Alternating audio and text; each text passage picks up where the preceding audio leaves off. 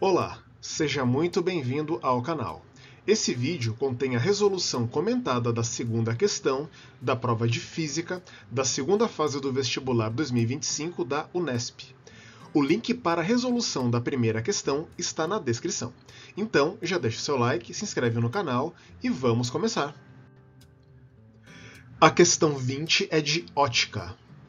O enunciado traz uma figura que mostra uma vela acesa na frente de uma lente esférica de vidro com o centro óptico em O.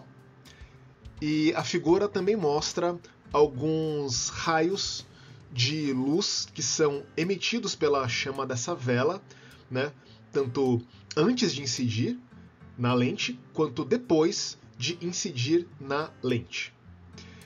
E aí, a questão está dividida em dois itens. Item A. Essa lente apresenta comportamento óptico convergente ou divergente?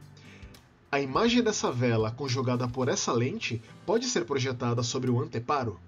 Responda e justifique suas respostas com base nas trajetórias dos raios mostrados na figura e no fato de a imagem conjugada ser real ou virtual.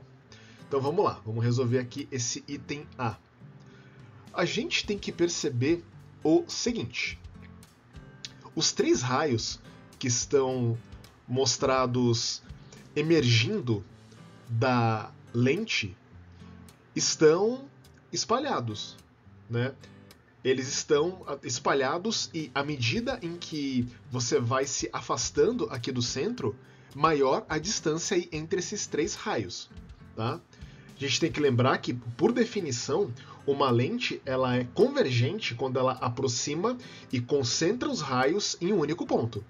Pelo comportamento aqui desses raios mostrados, isso não acontece, tá? Esses raios aqui, como eu já falei, eles vão ficar cada vez mais distantes um do outro e cada vez mais afastados, tá? Então, em nenhum ponto aqui você vai ter convergência desses três raios emergentes da lente, tá?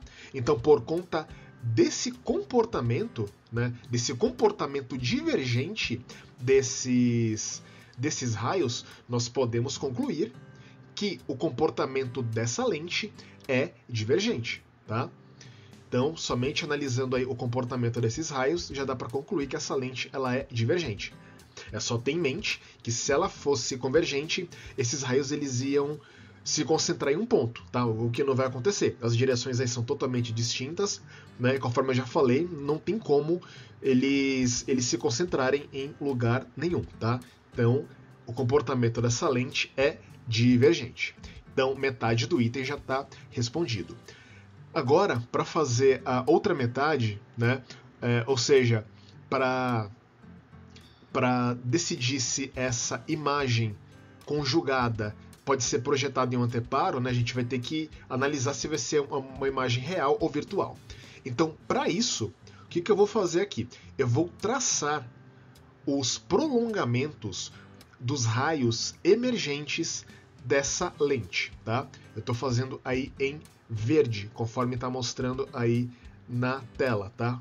Já tracei aqui um raio verde pontilhado e tracei também aí um segundo raio também pontilhado, de forma que eles são os prolongamentos dos raios emergentes dessa lente. E a gente sabe que essa imagem ela vai ser projetada na interseção dos prolongamentos desses raios.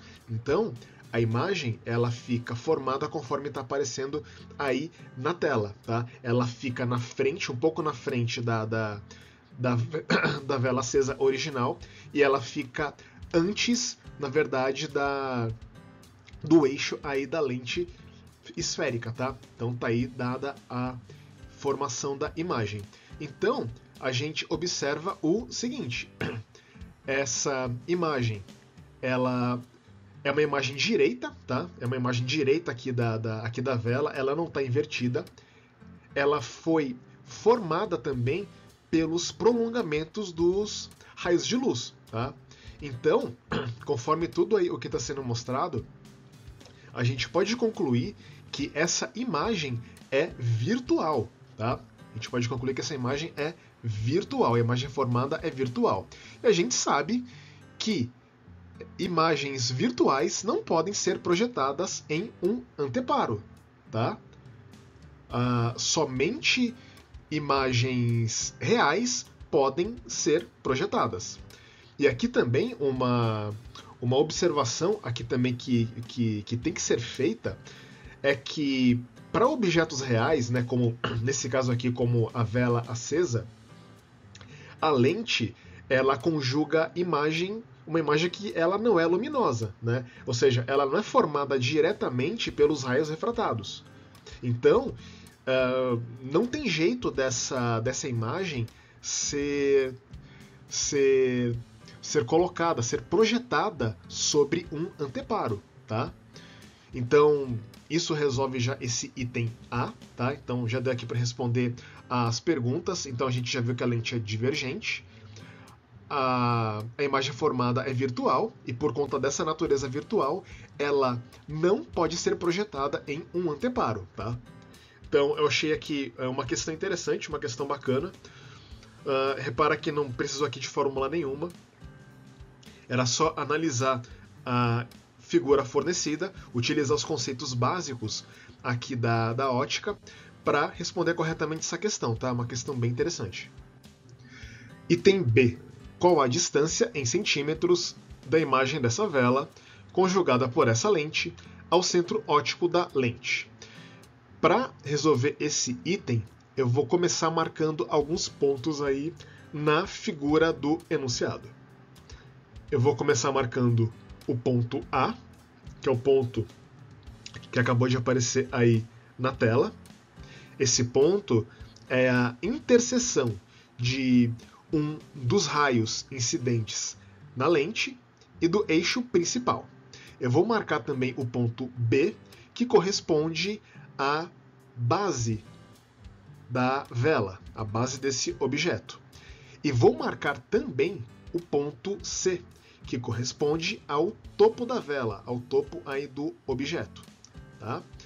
Então, como a vela está na vertical, eu posso construir aqui um triângulo ABC. Né? Eu posso afirmar também que esse triângulo ABC ele é retângulo em B, tá? Conforme está mostrando aí a figura que eu acabei de desenhar.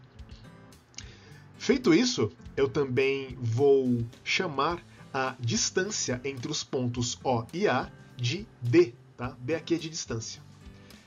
Bom, feito isso, aqui por uma análise angular, tá? A gente também consegue concluir que o ângulo do vértice A tem medida 30 graus, né? Porque pela figura aí trazida pelo enunciado, o ângulo aí formado por um dos raios, o raio que é paralelo ao eixo principal e ao raio que está incidindo, né, e um dos raios que está incidindo aí na lente é de 30 graus. Né? Então, até por uma semelhança de triângulos, né, por uma análise angular simples, a gente consegue aqui concluir que esse ângulo BAC ele também vale 30 graus. Tá?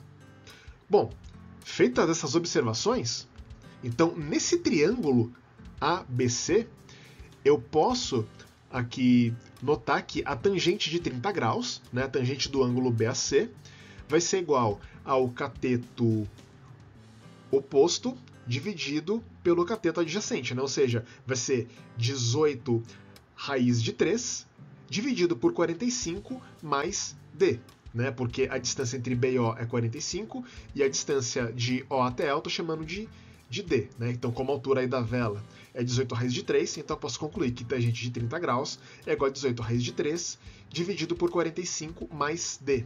Então, utilizando aí o valor dado pelo enunciado, tangente de 30 graus é igual a raiz de 3 sobre 3, eu posso aqui desenvolver, né? Ou seja, raiz de 3 sobre 3 é igual a 18 raiz de 3 dividido por 45 mais D.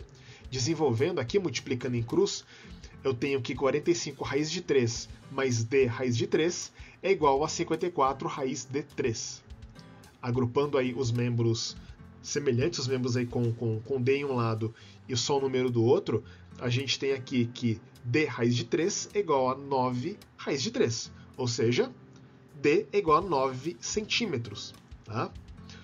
Agora, a gente tem que ver o seguinte, como pelo item anterior, né, nós descobrimos que essa lente é uma lente divergente, né, a distância focal, né, que eu vou chamar aqui de f, vai ser negativa.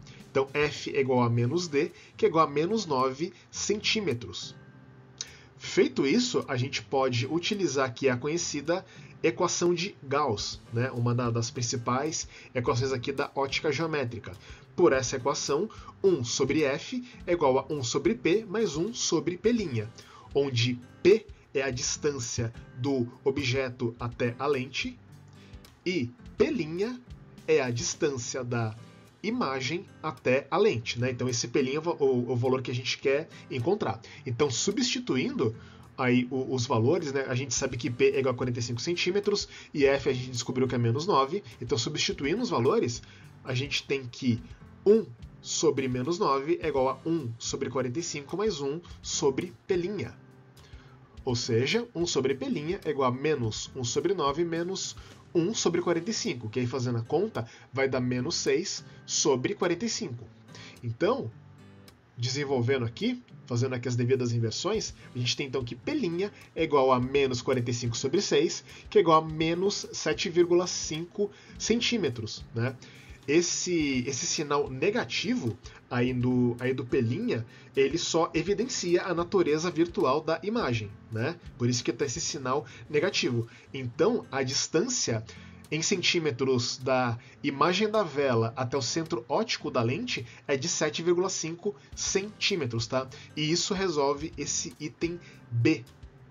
Bom, então esse item achei de uma dificuldade média, tá?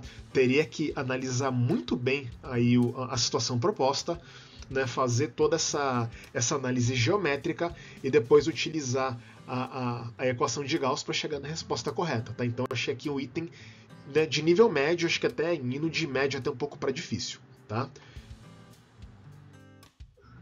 E com isso, nós concluímos a segunda parte da resolução da prova de Física da segunda fase do vestibular 2025 da Unesp. Em caso de dúvidas, sugestões ou críticas, fique à vontade para utilizar a seção dos comentários. Se você gostou, eu vou pedir o seu like e a sua inscrição no canal. No próximo vídeo, a última questão de física dessa prova será resolvida e comentada. Muito obrigado por assistir e até o próximo vídeo. Valeu!